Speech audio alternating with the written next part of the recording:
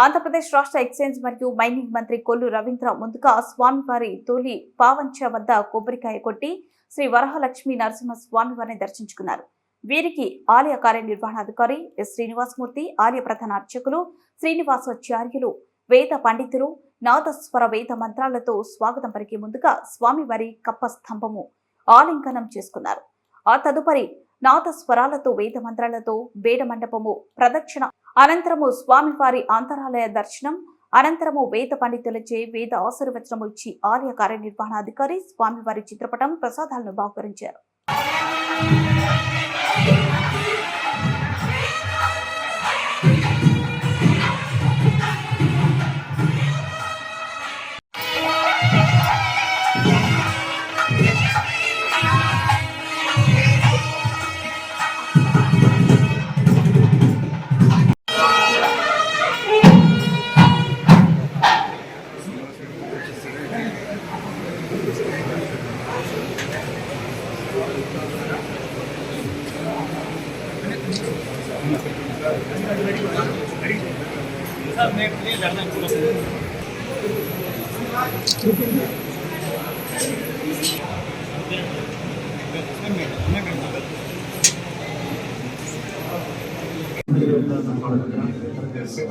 స్వామి 9వ రూపంలో అన్ని కూడా కనిపిస్తారు.